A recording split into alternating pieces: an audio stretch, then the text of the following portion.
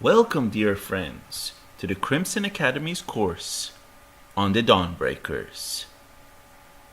In this section, dear friends, we're going to cover an introduction to the book, The Dawnbreakers. Amatul Baha Ri Khanum describes The Dawnbreakers, Nabil's chronicle, as a classic among epic narratives in the English tongue. The author was Muhammad Zarandi, who wrote his narrative in Persian. His Holiness Baha'u'llah gave him the title of Nabíl-i-A, which means the most great Nabil. Nabil in both Persian and Arabic means noble or excellent, and according to the Abjad reckoning, the two words Muhammad and Nabil have equivalent numerical values. Zarand is a town in one of the outlying districts of Tehran. Nabil was on a visit in a nearby locality in Rubat Karim when he heard for the first time that a merchant in Shiraz had declared himself as the promised one of Islam. He soon pursued his interest in the new faith by contacting those who were among the most prominent believers of the Bab, and became a Bábí around the year 1847. During that period he met Baha'u'llah twice, once in Kermanshah and once in Tehran. After the Bab's martyrdom, Nabil specially undertook a visit to Baghdad, and it was there that he caught a glimpse of the true station of Baha'u'llah. He decided to devote the rest of his life to serving and promoting the interests of the Baha'i faith. He was also a poet and endowed with a powerful pen, as well as a retentive memory. He composed many poems in praise of Baha'u'llah. The beloved guardian Shoghi Effendi called him the poet laureate of the Blessed Beauty. When Shoghi Effendi was drawing up a list of outstanding believers to be named as apostles of Baha'u'llah, he included Nabil. Nabil traveled a great deal, and many of his journeys were undertaken at the behest of Baha'u'llah. During his extensive travels, he met eminent Bábís and Baha'is, and made copious notes of what he had heard from them regarding significant episodes in the history of the faith. He later met the faithful brother of Baha'u'llah, Mirza Musa, who provided him with important details related to Bábí and Bahá'í history. His close friends often encouraged him to write his memoirs, but he refused to do so. He finally agreed that he would proceed with such a project only if Baha'u'llah would give his permission. The matter was presented to Baha'u'llah through his amanuensis, and the suggestion was highly approved by the Blessed Beauty. In 2 tablets addressed to Nabil, Baha'u'llah gave him clear instructions about the narrative he was to set in writing. He was advised neither to overstate nor understate, neither to expand the description of events nor reduce their importance. According to one of the Persian scholars, he was also told, possibly orally, that he should be strictly factual, and his narrative should be free from doubtful reports and assumptions. Nabil started writing his history in the year 1887 through 1888, and it took him a year and a half to complete. In the preface to the Dawnbreakers, Nabil states that what he has recorded is a description of the episodes I myself have witnessed, as well as those that have been reported to me by trustworthy and recognized informants, specifying in every case their names and standing. According to a statement by the research department at the World Center, the following process for submission of his work to Baha'u'llah is described. Nabil composed the draft pages of his history without any extensive re-editing or corrections, and submitted them in quires to Mirza Agha Jan. Upon their return to Nabil 10 months after the submission of the final quire, with corrections to be made, and how these corrections were indicated is not explained. Nabil made the requested corrections to the text of the draft manuscript, as well as adding an appendix containing further material from the Baghdad period which had been omitted. As stated by the research department, corrections had to be made to his original draft. What was available to the beloved guardian was only the original uncorrected draft. In God Passes By, the beloved guardian Shoghi Effendi points out that Muhammad Ali and his family carried off by a ruse the 2 satchels containing Baha'u'llah's most precious documents immediately after the ascension of Baha'u'llah. Among the stolen documents, according to a tablet revealed by Abdul Baha, was the text of the corrected version of Nabil's narrative. If this revised version is ever found and acquired by the World Center, then obviously experts will have to look at the document to see if anything has been changed or any word corrupted or interpolated or anything of that nature. In such an event, the House of Justice may decide what needs to be done. We cannot be sure that the revised version will ever be recovered. It must be remembered that, apart from a traveler's narrative, the friends did not have in their possession a detailed account of the heroic exploits that characterized the lives of the early believers of the Bab's dispensation. In a cable dated the 1st of November, 1931 to the National Spiritual Assembly of the United States and Canada, the beloved guardian Shoghi Effendi describes the contents of Nabil's work as a varied, rich, and authentic material which constitutes most effective weapon to meet the challenge of a critical hour. In view of the need to make this material available to the friends, and as the final corrected text was not in his hands, he set himself the task of editing the original draft in the spirit of the instructions given by Baha'u'llah to Nabil. This is why, in the final published work, the Guardian clearly states that the book was translated from the original Persian and edited by Shoghi Effendi. In explaining what he had to accomplish, Shoghi Effendi, in a letter dated 15th November 1932, wrote to the friends in Iran the following. Before translating the narrative, the text had to be edited and corrected, and this task was undertaken by me personally. Exaggerations and overstatements were eliminated. The text as it stands will serve as a standard when future histories of the faith will be written.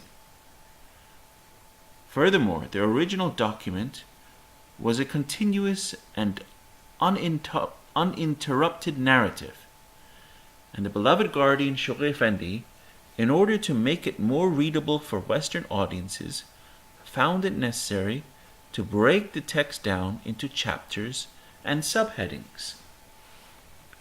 When sending his manuscript to the National Spiritual Assembly of the United States and Canada, his secretary wrote on his behalf, "The translation of Nabil's narrative and the reading of the books quoted in the footnotes and arrangement of the notes have taken a great deal of time and have entailed a considerable amount of labor and effort. The work he is sending you is the result of 8 months of continuous labor, and he hopes that the efforts exerted will prove of service to the cause in this critical time."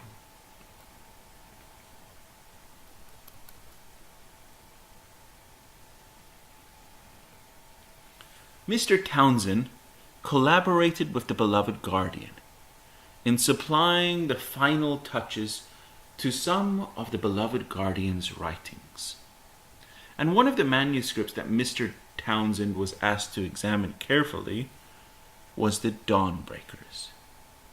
In fact, as happened later in the case of God Passes By, the beloved guardian Shoghi Effendi asked for input from Mr. Townsend for the title of his book, and adopted the suggestion his Irish correspondent gave him. However, Shoghi Effendi was not satisfied with just the Dawnbreakers as a title. He felt he needed a subtitle, and added Nabil's narrative of the early days of the Bahá'í Revelation. It is interesting that although the book deals solely with the 9 years of the Bab's ministry, the subtitle still refers to the Bahá'í Revelation, indicating that the Bab's ministry was not only under the shadow of Baha'u'llah, but was inextricable from the all-embracing Bahá'í Revelation. It is not stated anywhere in the Dawnbreakers that it is volume 1 of 2. However, in volumes of the Baha'i world, the beloved guardian Shoghi Effendi himself makes references to the Dawnbreakers as volume 1 of Nabil's narrative. It was the original intention of the beloved guardian to produce a second volume, which would cover the history of the faith during the 39 years of Baha'u'llah's ministry. However, he did not have the time to undertake this project, and as some 12 years later, he published God Passes By, which included material from Nabil's narrative. He must have thought it unnecessary to produce the projected second volume of the Dawnbreakers. The beloved guardian Shoghi Effendi included almost everything that was in the rest of the manuscript of Nabil in God Passes By. Those of us who have had the opportunity of looking at the original work of Nabil know that the section which deals with the ministry of Baha'u'llah is quite brief. This was perhaps because the life of Baha'u'llah was contemporaneous with Nabil's own life, and it is very natural for people to think that things that happen in their own lifetime are not historical, and as a result, they don't make a record of them. The book is dedicated to the greatest holy leaf in the following words: To the greatest holy leaf, the last survivor of a glorious and heroic age, I dedicate this work in token of a great debt of gratitude and love. Apart from the table of contents and a list of illustrations, the book begins with facsimiles of the Bab's autographed tablets, addressed to each of the 18 letters of the living. The 19th is addressed to himself, and the 20th to Baha'u'llah. The promised one of the Bayan, him whom God shall make manifest. This is followed by an introduction of 14 pages that Mr. Townsend wrote at the behest of the Guardian, and a long guidelines specifically given by Shoghi Effendi.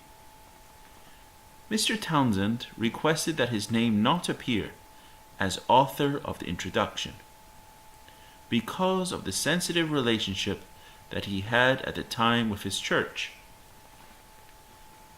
Shoghi Effendi accepted his request, and referred to him in his acknowledgments as an English correspondent, whom he thanks for his help in the preparation of the introduction, together with extracts from Lord Curzon's Persia and the Persian Question, Volume 1. He also included a statement made by E.G. Browne about features of Shia Islam, which appears in the professor's translation of a traveler's narrative. This is followed by a chart made out in the beloved guardian Shoghi Effendi's handwriting of the genealogy of the Bab, showing connections with Baha'u'llah's descendants. Shoghi Effendi divided the material into two parts. Part 1 he named Pre-Revelation Days, and Part 2 the Revelation of the Báb. The first section deals briefly with the missions of Sheikh Ahmad Asai and of Sayyid Kazim Rashdi. The second part consists of the rest of the book and covers the entire scope of the life of the Báb, including his travels, writings, the declaration of his mission, the appointment of the Letters of the Living, his pilgrimage to Mecca and Medina, his successive stays in Shiraz, in Isfahan, in Kashan, and ultimately in the two prison fortresses of Maku and Shihriq, his examination by the ulamas of Tabriz, and finally the circumstances leading to his martyrdom. Interspersed in his account of the Báb's activities, Nabil relates Mullah Hussein's journey to Tehran to meet Baha'u'llah, his subsequent journey to Khorasan, and then to Mazandaran. Regarding Baha'u'llah, we read of his early journey to Mazandaran, his participation in the conference of Badasht, his journey to Karbala, and his imprisonment in the Siyah, followed by his release and banishment to Baghdad. In his chronicle, Nabil deals at length with the upheavals in Mazandaran, in Neyriz, and in Zanjan, together with an account of the execution of the 7 martyrs of Tehran. In the course of his story, he describes in great detail incidents related to the lives of Qudus and of Tahireh. He ends his book with an account of the attempt on the Shah's life and its consequences. The section at the end of the book, which he titles as Epilogue, is a 17-page statement in which the beloved guardian gives an overview of the Báb's ministry, praises the heroes it produced, and comments on the apathy of Nasruddin Shah and his hopes of uprooting the faith. The beloved guardian further makes the point that in the very act of banishing Baha'u'llah from his native land, the Shah was but an instrument in the execution of God's design. He goes on to say that little did Nabil himself imagine that, some 40 years after writing his narrative, the cause of Baha'u'llah and its fair name would have encircled the entire globe. The book, in its published form, has some 700 pages and 200 illustrations. 1/3 of the publication consists of footnotes, numbering in total 646, and of these 2/3 are in English and 1/3 are in French. Approximately half are more elaborate footnotes, a number of which are over 100 lines in length. He calls his bibliography works consulted by the translator. In this list we find 11 works by Baha'u'llah, the Báb and Abdul Baha, and 39 works authored by others.